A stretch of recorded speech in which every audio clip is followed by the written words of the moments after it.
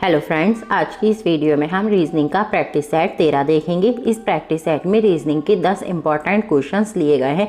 अगर आप इनमें से किसी भी गवर्नमेंट एग्जाम की तैयारी कर रहे हो, सभी के लिए ये वीडियो इंपॉर्टेंट है। तो चलिए वीडियो शुरू करते हैं। तो हमारा पहला क्वेश्चन है, दी गई श्रृंखला में लुप्त संख्या ज्ञात कीजिए। तो देखिए यहाँ हमें एक श्रृंखला दे रखी है और यहाँ एक क्वेश्चन मार्क लगा हुआ है, तो हमें यहाँ की संख्या को ढूंढना है। तो सबसे पहले हम क्या करेंगे, देखेंगे कि 6 से 11 कैसे लिखा गया। तो अगर हम 6 में +5 करते हैं तो क्या हो जाता है 11। अब हम देखेंगे 11 से 21 कैसे लिखा गया। तो अगर 11 में हम 10 को जोड़ दें तो क्या आ जाएगा 21। अब हम देखेंगे 21 से 36 कैसे लिखा गया। तो अगर हम 21 में 15 को जोड़ें तो क्या आ जाएगा हमारे पास 36। अब हम देखते हैं 36 से 56 कैसे लिखा गया। तो अगर हम 36 में +20 कर दें तो क्या आ जाएगा हमारे पास 56। अब देखिए यहाँ से क्या समझ आ रहा है, पहले 5 जुड़ा, फिर 10 जुड़ा, फिर 15 जुड़ा, फिर 20 जुड़ा। तो अब कितना जुड़ेगा इसमें, अब जोड़ना है हमें 25। तो देखिए 56 में अगर हम 25 जोड़ेंगे तो कितना हो जाएगा, इसमें हमें इसको जोड़ना है 6 और 5 11, एक गया हासिल, 5 और 3 8। तो हमारा आंसर आ रहा है 81। तो देखेंगे ऑप्शन में कहाँ है, तो देखिए बी ऑप्शन में है। तो बी ऑप्शन हो गया इसका ठीक आंसर। चलिए दूसरा क्वेश्चन देख लेते हैं। दूसरा क्वेश्चन है हमारा, दिए गए प्रश्न में संबंधित शब्द ज्ञात कीजिए। तो देखिए जो संबंध चतुर का लोमड़ी के साथ है वही संबंध हमें कायर का दूसरे शब्द के साथ बनाना है। तो लोमड़ी जो होती है वो स्वभाव में क्या होती है, बहुत चतुर होती है। तो अब हमें 4 ऑप्शन दे रखे हैं। अब हमें इसमें से देखना है कौन कायर होता है। तो देखिए हाथी तो कायर नहीं होता है, खरा भी कायर नहीं होता है, चीता भी कायर नहीं होता है। देखिए डी ऑप्शन में लिखा हुआ है गधा। तो गधा जो है स्वभाव में क्या होता है, डरपोक कायर सा होता है। तो डी ऑप्शन हो जाएगा इसका ठीक आंसर। चलिए तीसरा क्वेश्चन देख लेते हैं। तीसरा क्वेश्चन है हमारा, दिए गए प्रश्न में संबंधित संख्या ज्ञात कीजिए। तो जो संबंध 3 का 243 के साथ है वही संबंध हमें 5 का दूसरी संख्या के साथ बनाना है। अब हम यहाँ देखेंगे 3 से 243 कैसे लिखा गया। तो अगर हम यहाँ देखें 3 जो है वो बहुत छोटा है और 243 बहुत बड़ा है। तो जब भी आप लोगों को छोटी संख्या से बड़ी संख्या बनानी हो तो आप लोग क्या करेंगे, उसकी घात निकालेंगे, यानी कि या तो उसका वर्ग निकालेंगे या घन निकालेंगे। तो देखिए 3 का जो वर्ग होता है वो होता है 9, तो बहुत कम है। 3 का हम क्या करते हैं, 3 की पावर 5 करते हैं। तो 3 की पावर 5 कितना होता है हमारा 245। अब हम यही काम 5 के साथ करते हैं। तो हम 5 की भी पावर 5 कर देते हैं। तो जब 5 की 5 बार मल्टीप्लाई कराएंगे तो हमारे पास क्या आएगा, 3 1 2 5। देखिए ये सारी चीज़ें आप लोगों को याद करनी होंगी कि 3 की 5 पावर करें तो 243 आएगा, 5 की 5 पावर करें तो 3125 आएगा। ये सब चीज़ें याद होंगी तो क्वेश्चन बहुत ईजिली हो जाएंगे। तो देखिए अब हम ऑप्शन में देखते हैं 3125 कहाँ है। तो देखिए सी ऑप्शन में है। तो सी ऑप्शन हो जाएगा इसका ठीक आंसर। चलिए चौथा क्वेश्चन देख लेते हैं। क्वेश्चन नंबर 4 है हमारा, यदि किसी सांकेतिक भाषा में कैट को DDY लिखा जाता है तो बिग को उसी भाषा में कैसे लिखा जाएगा।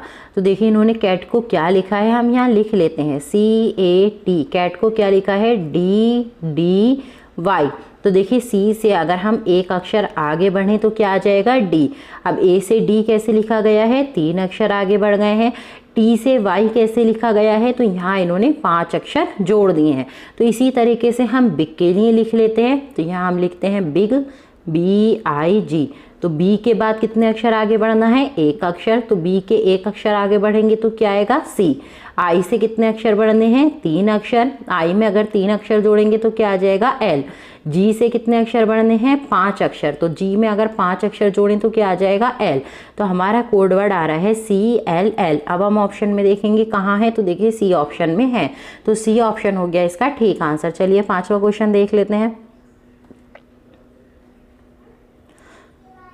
5वां क्वेश्चन है हमारा, श्वेता ने 8 मीटर दक्षिण की ओर चलने के बाद वहां से दायां घूमकर 5 मीटर की यात्रा की।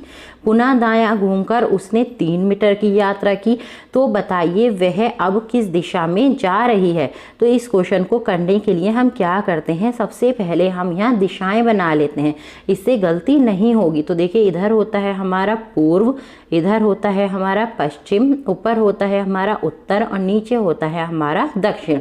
तो सबसे पहले क्या लिखा है, श्वेता ने 8 मीटर दक्षिण की ओर चलने के बाद।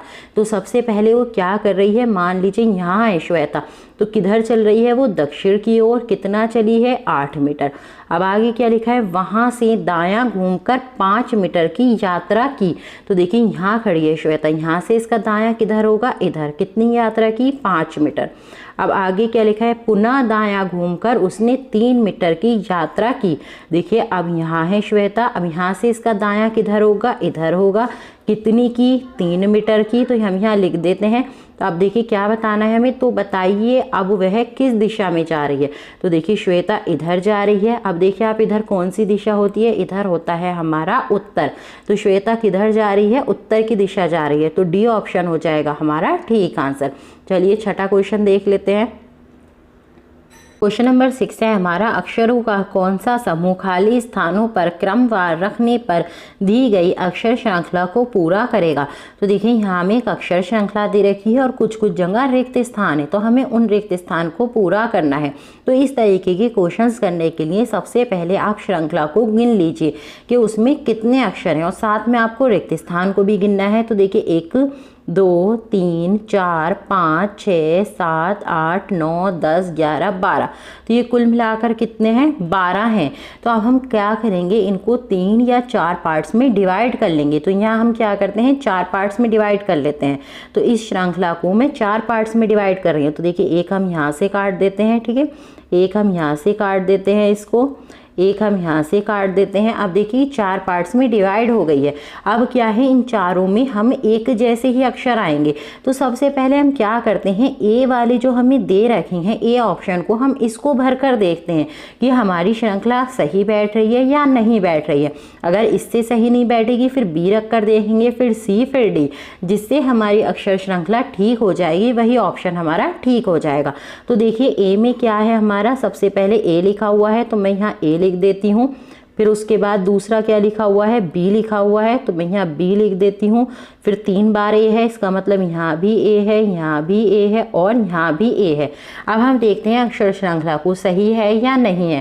तो देखिए पहले वाले में बी ए ए हो गया, दूसरे वाले में भी बी ए ए हो गया, तीसरे वाले में भी ए ए हो गया और चौथे वाले में भी बी ए ए हो गया।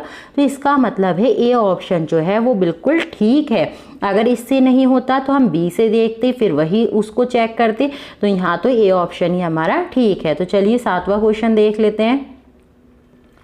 7वां क्वेश्चन है हमारा, निम्नलिखित में से लुप्त संख्या ज्ञात कीजिए। तो देखिए यहाँ हमें एक आकृति दे रखी है और यहाँ क्वेश्चन मार्क लगा हुआ है, हमें यहाँ की संख्या को ढूंढना है।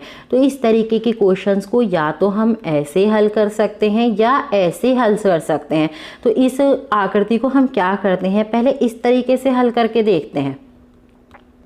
तो देखिए हम इसको इस तरीके से हल कर रहे हैं।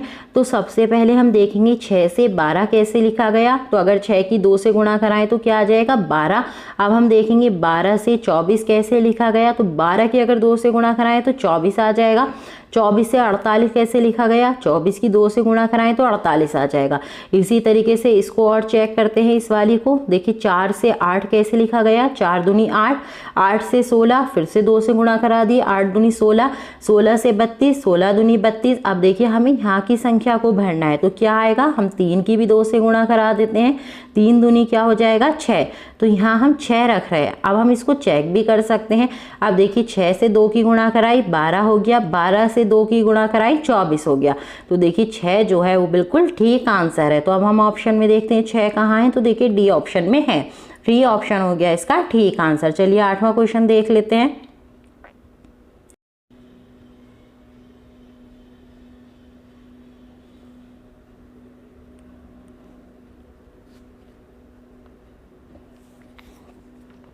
क्वेश्चन नंबर 8 है हमारा, यदि भाग का अर्थ जोड़ना, गुणा का अर्थ घटाना है, तब ये समीकरण किसके बराबर है। तो हमें इस समीकरण का मान निकालना है, लेकिन गुणा की जगह क्या लगाना है, घटाना, और भाग की जगह क्या लगाना है, जोड़ना।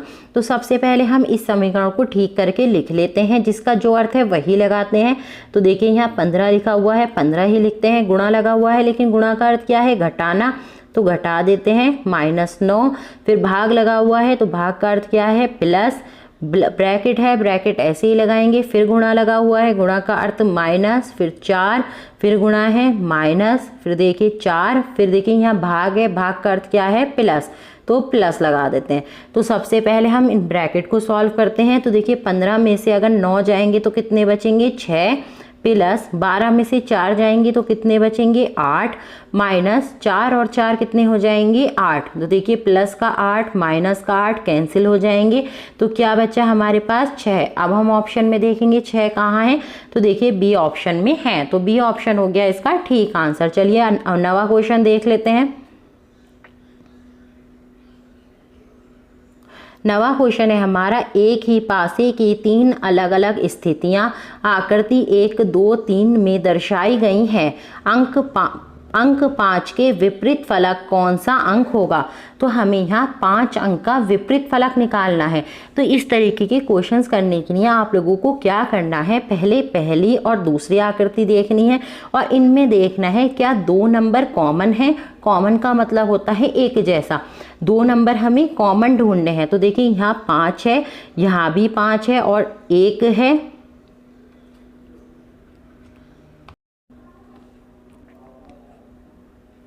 क्वेश्चन नंबर 9 है हमारा, एक ही पासे की 3 अलग अलग स्थितियां आकृति 1, 2, 3 में दर्शाई गई हैं। अंक 5 का विपरीत फलक कौन सा अंक होगा। तो यहाँ हमें 5 का विपरीत फलक निकालना है। तो कोई भी 2 आकृति में अगर 2 फलक में समान संख्याएं हैं, तो तीसरी संख्या जो होगी वो एक दूसरे की विपरीत हो जाएगी। अब यहाँ देखिए, आप दूसरी और तीसरी आकृति को ध्यान से देखिए। अब देखिए यहाँ भी 1 है और यहाँ भी 1 है, यहाँ भी 6 है, यहाँ भी 6 है, मतलब दोनों जगह समान संख्या है।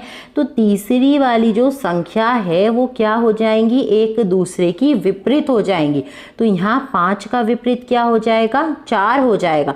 तो अब हम ऑप्शन में देखेंगे 4 कहाँ है, तो देखिए बी ऑप्शन में है। तो बी ऑप्शन हो गया इसका ठीक आंसर। चलिए 10वां क्वेश्चन देख लेते हैं। 10वां क्वेश्चन है हमारा, यदि 12 घंटे वाली घड़ी का दर्पण प्रतिबिंब में प्रदर्शित समय 3:25 बजे है, तो वास्तविक समय क्या होगा। तो यहाँ हमें क्या दे रखा है,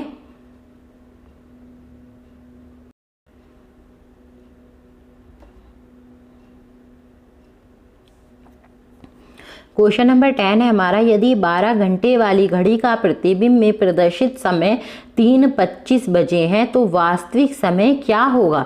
तो यहाँ हमें क्या दे रखा है, दर्पण समय दे रखा है और वास्तविक समय हमसे निकालने को कहा है।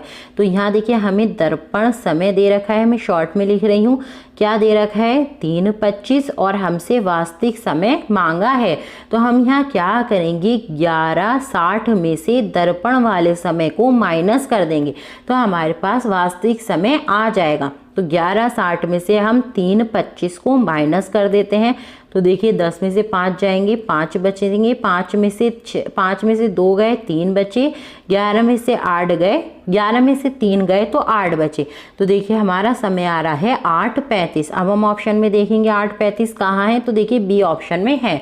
तो बी ऑप्शन हो जाएगा हमारा ठीक आंसर। आई होप आप लोगों को वीडियो यूजफुल लगा होगा। वीडियो यूजफुल लगा हो तो एक लाइक कर दें, चैनल पर नए हैं तो चैनल को सब्सक्राइब कर लें।